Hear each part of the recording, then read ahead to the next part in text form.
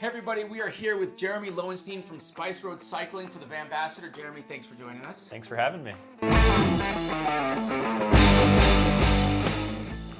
We've got some questions for you, but let's start with what is Spice Roads? It's a great question. Spice Roads is an international cycle tour operator. We're active in about 50 countries with an especially strong footprint in Southeast Asia. What makes you different from other companies in the space? Great question. I will start by saying I will never say anything negative about any other operator in this space. We all do things a little bit differently. With Spice Roads, I think our expertise, depth of our knowledge really sets us apart. Our guides are knowledgeable, personable, they know the region in and out, and we really take a lot of pride in taking care of our guests, but at a price that is approachable and not exclusive. Let's talk about your youth. What factors led to you becoming somebody at Spice Roads? Yeah, that's another great question.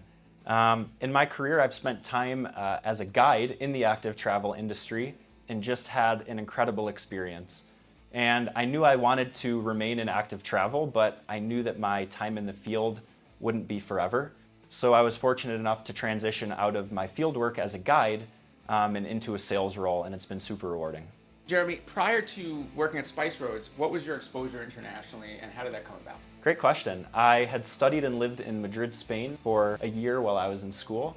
And what I realized was learning another language allows you to connect with a group of people that you otherwise would never be able to connect with. And so some of these secrets in the way that these cultures go about life, whether it's the food they eat, the activities they do, it's also connected to this human experience that we're all sharing, and learning another language and having the ability to go into different countries and cultures, take pieces from what you learn and bring them back into your everyday life to be a more well-rounded person and a person that has a greater level of perspective, I thought was really special. And so the chance to do that in the active travel industry and to make a career out of it is just the most incredible thing. What are the characteristics or the traits that you have that makes you really an exceptional person for representing Spice Roads? I think my experience as a guide in the active travel industry before stepping into an office role with Spice Roads gave me a really well-rounded understanding of the folks who are taking these trips, the areas in which we're going and what's important, the respect for the land and the culture and the people and the connectedness. I think my international experience before I was a guide, combined with my time as a guide, gave me a well-rounded understanding of what it is folks are looking for and what makes these trips really special. And again, to be able to be a part in providing these unbelievable experiences for people is just the most rewarding thing. Let's talk about your experience working with people from different cultures. How has your work with people, let's say in Europe, differed from that of people in Thailand? Funny you should ask that, because culturally, no matter where you are in the world, there's so many nuances and sensitivities that you have to be aware of. So for example, in Europe, they tend to be direct. And it's not from a place of meanness, it's from a place of most folks are speaking English not as their primary language, and so being direct is just the most effective way to communicate. So you can't take things too personally.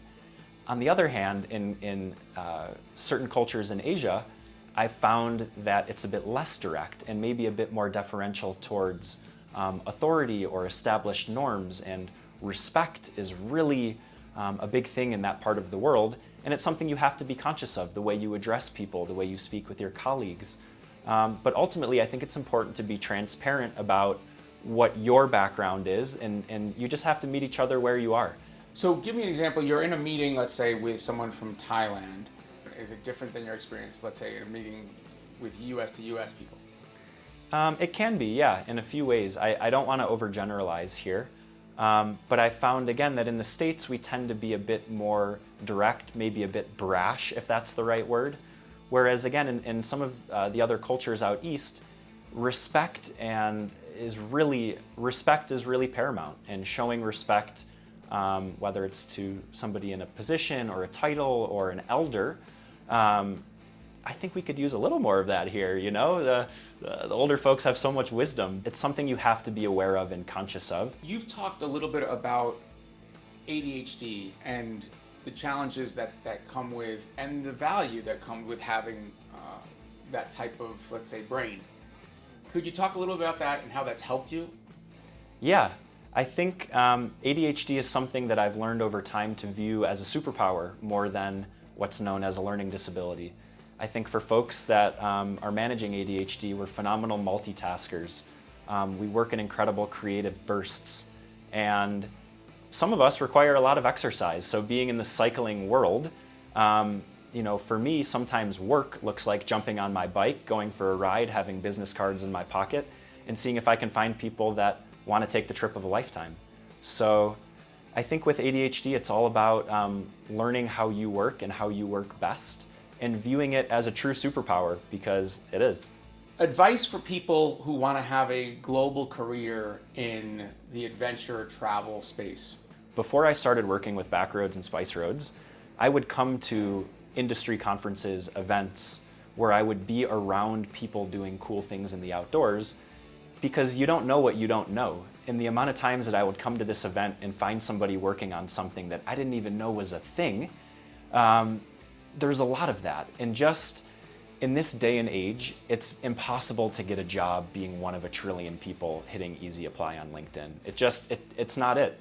And so it might be a little uncomfortable, it might be a little nerve-wracking, but coming to events where they're bringing people in the outdoor industry together, just put yourself in as many of those situations as you can, talk to as many people as you can, and even if there's not an immediate path to partnership, you would be shocked at the amount of people that I've met at these conferences, and 2-3 years down the road, we end up linking back up, and oh, what do you know, we're looking for somebody in our office to do X function. I remember you mentioned you did this, let's have a conversation. And so the more people that you can be connected to in this industry, and in a way that you shouldn't feel pressure, you're just meeting great people doing great things and you're making a connection, that is really what is going to take you far. So find something in this industry that you think is just really cool or something that lights you up, and find a way to stay connected to it. Stay connected to the people, stay connected to the industry, follow newsletters, because you'd be shocked. With any job, all you need is one person to take a chance on you. And that person is all around you. You just have to go out and make it happen. The last 3 jobs that I've had, 0 of them have been posted online. They've all been through how I just described, is being in a position to be in a position. Jeremy, being in the position to be in the position, it's a great takeaway. Thanks for joining us here at vanbassador, letting us know what Spice Roads is about, but also what you're about. Thanks, Josh. Appreciate the time. This was great.